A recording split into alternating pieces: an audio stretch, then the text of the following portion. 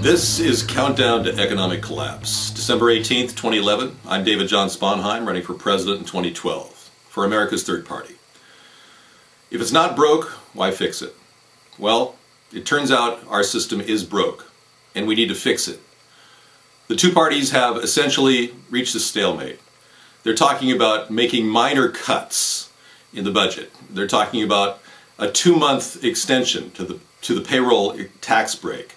The idea is not being well received. The House is going to turn it away.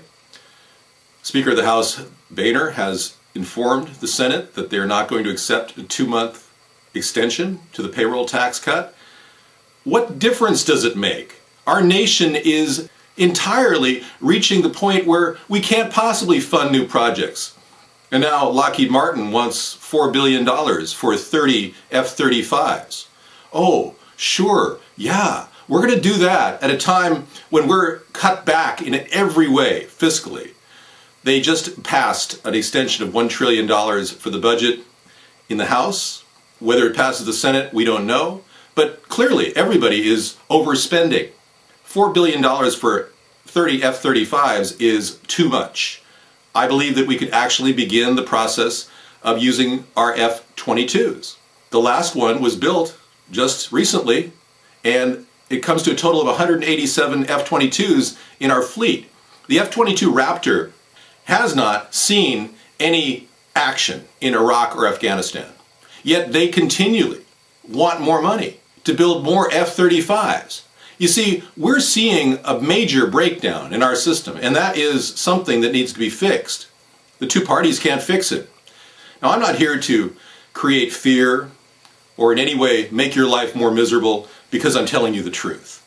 I'm here to tell you that you need a leader who's dynamic, who is ready for action, and who has a plan that is simple to implement. If it isn't simple, it's not going to work. And we've got a simple plan to create jobs. The Homestead Renewal Plan will create over 1 million jobs right out of the chute. We'll be able to buy up foreclosed and destroyed homes and fix them up and make the government a profit. Means you, the taxpayer, won't have to pay many taxes. The future of our country must be a sustainable model for growth. We need new inventions. We need changes in our patent law that make sure that people cannot suppress a new idea that will save us tons of money on energy. The oil and coal lobby is too strong in the Obama administration, and Newt Gingrich looks like he's got some serious dirt on him. It turns out in 1997 the FBI was going to look into the possibility that his wife ordered a man to meet an arms seller in order to buy favor with the U.S. Congress. This is an allegation that just came out in the news, and it was suppressed. They didn't pursue this sting operation against Newt Gingrich's wife. They chose not to. Well, isn't that convenient? Apparently a $10 million offer was on the table to allow arms to Saddam Hussein. That's something that, if it was true, would indict Newt Gingrich. Now, if somebody at the top, the elitists, are protecting Newt Gingrich because they want him to win the Republican nomination, I got news for those people. Newt Gingrich doesn't have what it takes to lead this nation. Even if he were to win the nomination, he's not going to beat Obama. Michael Savage offered him $1 million to get out of the race. So people in the far right realize that Newt Gingrich doesn't have what it takes to beat Obama. You need a man with fire in his gut, a man who comes from the American people, who's ready to do what needs to be done to get this nation back on track. You need a man who's ready to give his life for this country. You don't need some paid pundit or professional bureaucrat who's been sucking off the government teat all his life. You need a person who comes from nowhere to lead this nation into a future that is bright and hopeful and green friendly and clean and doesn't start wars in other countries so that industrialists can profit.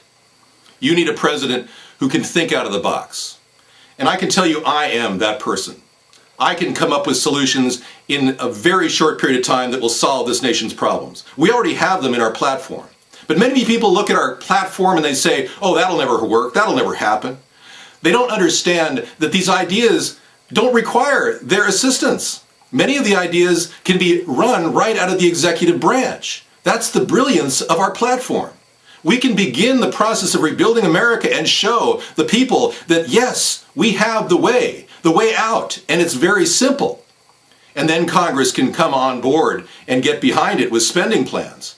But we are currently strangled with a very controlled media that tells us what we want to hear. Lapse of consciousness where you drift into a state of happy slumber, wondering, wow, maybe the two-party system might just solve all our problems. Maybe we're all just going to have a happy life well into the future, even though they haven't really solved homelessness.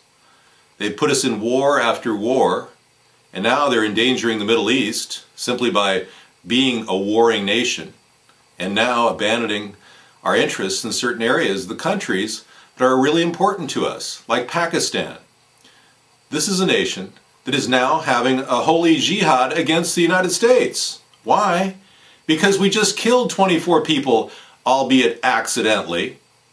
But Obama is not engaged in the wars in Afghanistan, and what he's doing now is just trying to get a quick fix to his political makeover to get us out of Iraq, leaving a very tattered infrastructure and a very dangerous situation for Prime Minister Maliki.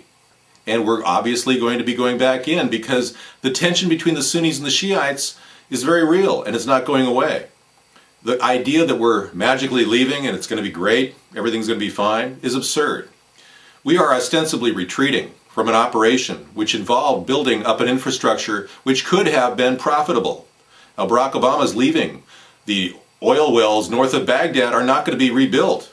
They're not going to have modern technology. And we're not going to get any money back for the over $800 billion we put into the war in Iraq. You can thank Barack Obama for that. He's essentially turning his back on a possibility of maintaining a strong oil supply out of Iraq.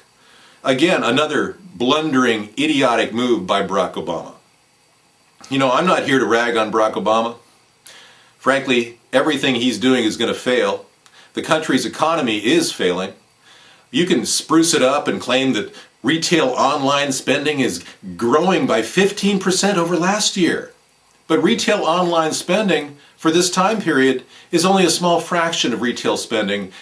So I ask you, are you going to sit back and watch the potential of your nation just dwindle and disappear, or are you going to step up and say to your friends and family, America's third party can save our country? You should check them out.